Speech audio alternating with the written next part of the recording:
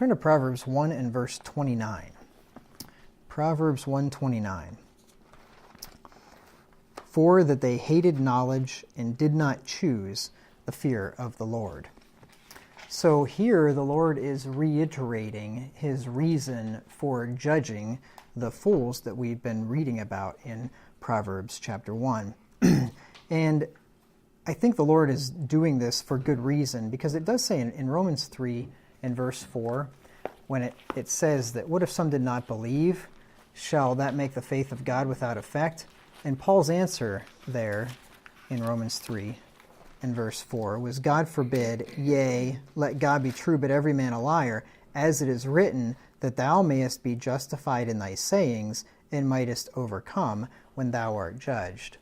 So God is going to be justified in his sayings. When God says something, he's going to be proven right. And he is going to be, he will overcome when somebody judges him for something that he's done or something he's decreed. And whenever he decrees that he is going to punish these people in Romans chapter 1, he's going to be justified. And what he's doing here is he's giving an explanation for why the judgment is coming and justifying himself for doing so. And he's reminding them that the calamity that's befallen them, that we read about in verses 26 and 27, and that he's stopped calling and listening, verse 28, and started laughing, verse 26. The reason for all those things is, as he says there in verse 29, because they hated knowledge and did not choose the fear of the Lord. So it's not his fault, it's their fault. And he is showing them, he's basically doing, I told you so. And we'll get into that in just a second. In verse 22, we read that he played with them with an outstretched hand, but that they still chose to hate knowledge. They responded, continuing headstrong in their folly. And then they finally turned and called upon God. We remember that. But by that point, it's too late. Whenever they're in adversity and they're really suffering, then they call upon him, but God's not listening anymore. And like I said, this is basically God saying, I told you so. Because he had already told them that they had done these things before. He asked them in verse 22, how long, ye simple ones, will ye love simplicity, and scorners delight in their scorning, and fools hate knowledge?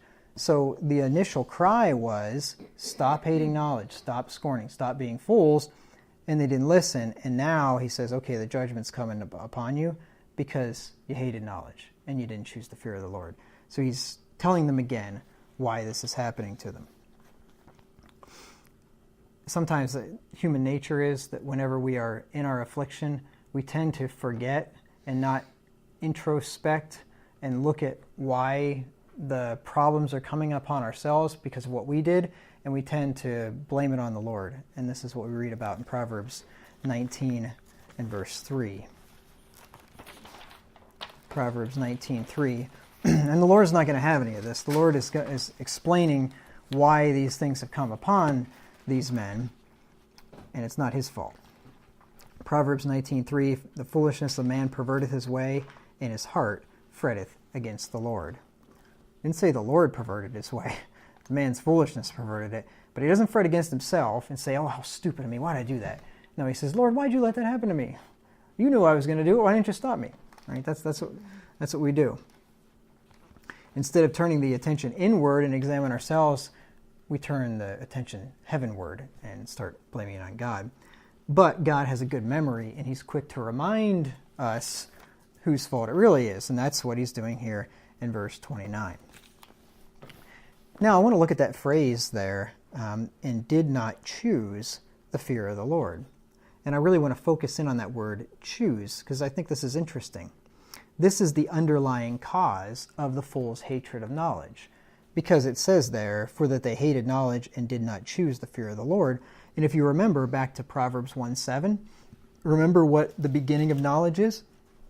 The fear of the Lord, right? The fear of the Lord is the beginning of knowledge. So if you don't fear God, you never will make it to that step of gaining knowledge. So it makes sense here that they hated knowledge, and that the root of that was because they didn't choose the fear of the Lord. But what I want to look at here is that the fear of the Lord is a choice, right? It says they didn't choose it. So obviously, men can choose to fear the Lord or not, or choose to not fear the Lord. And I think sometimes we think about it as, oh, the regenerate fear the Lord, and the reprobate can't fear the Lord. But it's not quite that simple. It's true the reprobate can't fear the Lord. They don't choose to fear. They have no choice, right? They don't have the capacity and the ability to fear the Lord. But the regenerate, the people that are saved, that are children of God, they can choose to fear the Lord or not choose.